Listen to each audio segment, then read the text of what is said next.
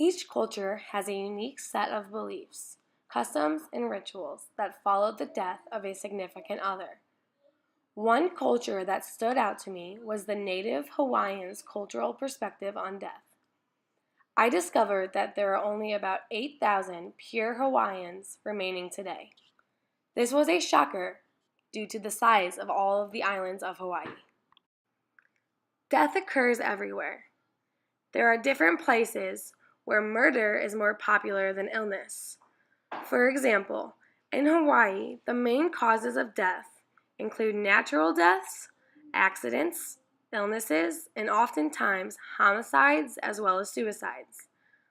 In 2006, the death ratios per 100,000 population included Alzheimer's disease with 14.1 deaths, cancer with 146.2, diabetes had a low number of 18.5, heart disease caused nearly 140.2 deaths in 2006, stroke with 39.6, AIDS had affected 39.3 individuals, followed by flu and pneumonia with only 11.6 death ratio in the year of 2006.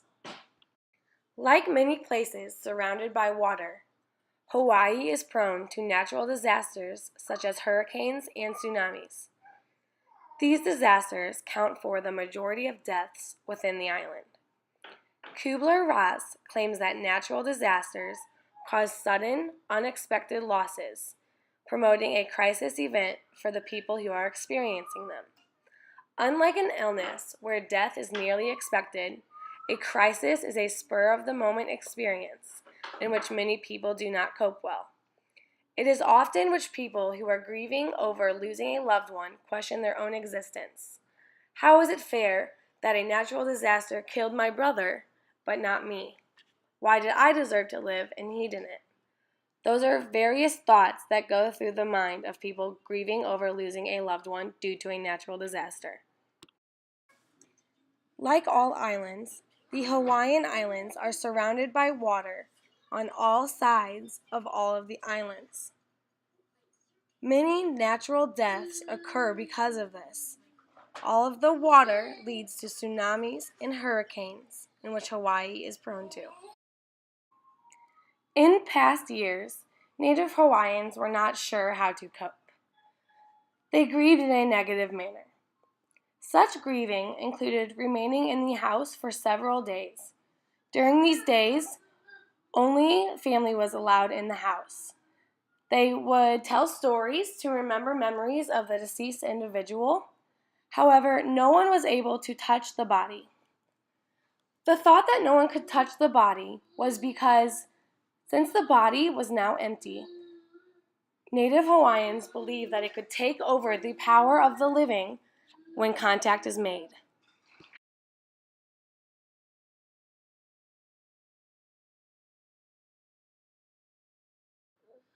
Today, attitudes towards death are much more positive than those in the past. Yoshiroda explains that Native Hawaiians view death and the grief process as something self-sufficient time-wise, to express goodbyes and grace to the deceased. This process is individually paced and therefore should not be rushed. The main way to express grieving over a loss included wailing, chanting various rituals, physical ruin of the mourner, and burial practices. Hawaiians believe that when an individual dies, they excel to a higher level. Because the individual is at a higher level now after death, Hawaiians know that they should not be mourning any longer. The customs and rituals of Native Hawaiians are unlike any I have ever heard of. There are various ways to bury a body in Hawaii. For example, the knees are oftentimes pulled to the chest and the body is to be bundled underground. Other times, people remove the flesh of the individual to deposit at sea. The bones are kept and given to the family, and large bones, such as the skull, would often be placed in a cave. Another way to maintain in close proximity with the deceased would be to bury the body around nearby land. One practice that the Native Hawaiians often did was that years after the body has been buried, they unburied the body to look over the bones. These bones are believed to be the remainder of the body and treated like a treasure. This is why family members are to look over the bones as the time progresses. In Hawaii, they call saying goodbye to the deceased what we call a funeral. They refer to as the final aloha. The final aloha is unique to Hawaii in their customs, rituals, and beliefs. Native Hawaiians believed that they were able to communicate with their dead ancestors. The way that they believed that they could communicate was through signs. These signs included positive signs from warm days, sunshine, and rainbows.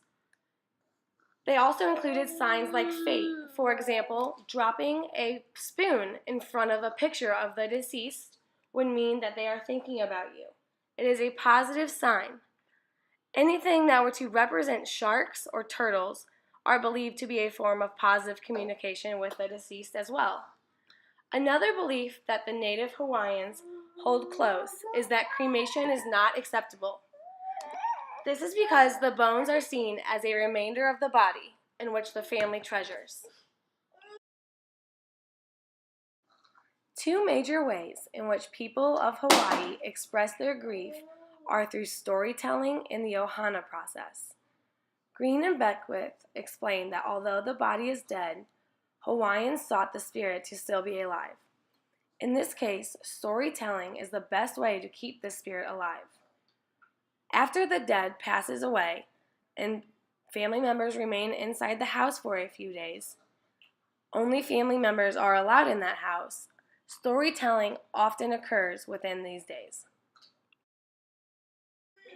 Before researching the Native Hawaiian cultural perspective on death, I thought that ohana was just a word that meant family. However, it is not just a word. It's a Hawaiian cultural process that promotes well-being for the individuals and for the family as a whole. The ohana process allows for a more supportive family, which is great to have while coping with death. It is proven that death is harder to get by when you are lonely.